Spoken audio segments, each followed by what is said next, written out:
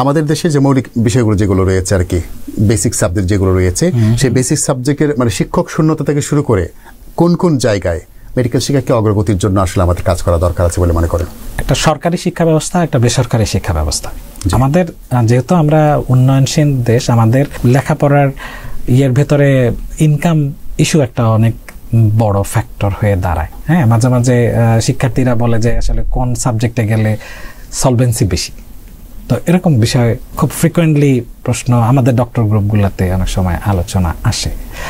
তো সেই দিক থেকে আরেকটা জিনিস হচ্ছে রাষ্ট্রের প্ল্যান। এখন সবাই ইচ্ছা মতো সাবজেক্টে একই সাবজেক্ট পড়ছে, কিন্তু আসলে যে আমাদের টোটাল যতজন চিকিৎসক তার মধ্যে সর্বোচ্চ আমার ধারণা 10 to 15% আছে স্পেশালিস্ট। 10%-এর মতো হবে সংখ্যাটা। 18 কোটি মানুষ, আমরা দেশ ছোট, আমাদের মানুষ কিন্তু অনেক বড়। তো স্বাভাবিকভাবেই সব সাবজেক্টের বিশেষজ্ঞরা কিন্তু ওভার স্যাচুরেটেড। এতে যেটা হচ্ছে তারাও কোয়ালিটি সার্ভিস দিতে পারছেন না, রেফারাল সিস্টেম আমরা স্টাবলিশড করতে পারছি না due to our patient bulk. আরেকটা জিনিস হলো যে সায়েন্টিফিক প্ল্যানিং না থাকার কারণে আমাদের সাবজেক্ট চয়েসগুলো ঠিক হচ্ছে না। হ্যাঁ, ধরেন যে ফিমেল মানে হচ্ছে একটা সময় যে প্রচুর গাইনিতে, সরকারি চাকরিতে গাইনির একটা বিরাট ব্লক আছে, প্রমোশন ব্লক হয়ে আসছে। কিন্তু ওই দিক থেকে আবার যেগুলো বেসিক সায়েন্সের টিচার, তাহলে আমাকে প্রণোদনা দিতে হবে। তাহলে বেসিক সাবজেক্টে যিনি থাকবেন তিনি তো আসলে প্র্যাকটিস করতে পারছেন না। জি। সো তার স্যালারি শুড বি ডাবল। আপনি ওখানে ডাবল স্যালারি করেন, চাহিদা ঘুরে যাবে, চাওয়াটা ঘুরে যাবে। ডাক্তার কেন গ্রামে যায় না, একটা কোশ্চেন আছে না? তা আপনি শহরের যে ফ্যাসিলিটিসগুলো আছে, আমি তো গ্রামে এটা পাচ্ছি না, আমি তো বঞ্চিত।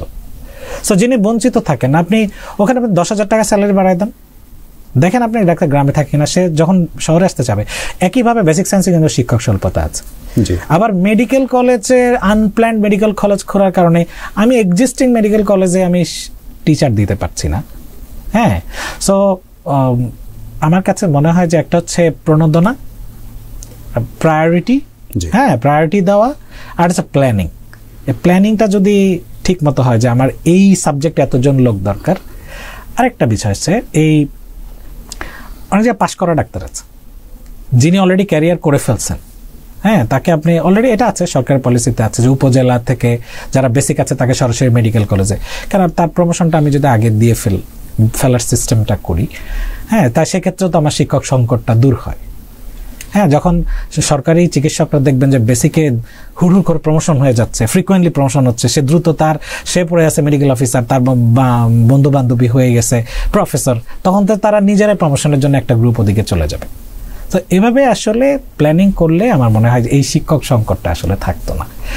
আর আরেকটা জায়গায় ক্লিনিক্যালি শিক্ষক সংকট হওয়ার কারণ হচ্ছে আমাদের চিকিৎসকদের পদায়ন নেই। কেন?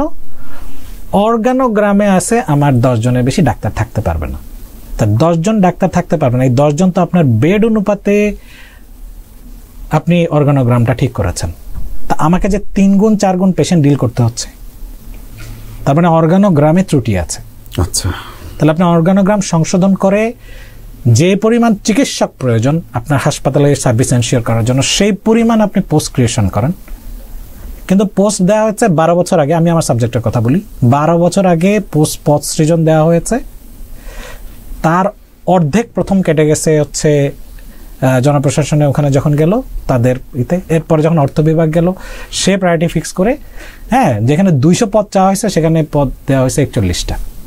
তাহলে আপনি কিভাবে বলবেন বাই দিস টাইম পাস করে বসে আছে 60 জনের বেশি স্পেশালিস্ট? তাহলে প্রত্যেকটা সাবজেক্টই একই অবস্থা। শিক্ষক স্বল্পতা কেন হবে না?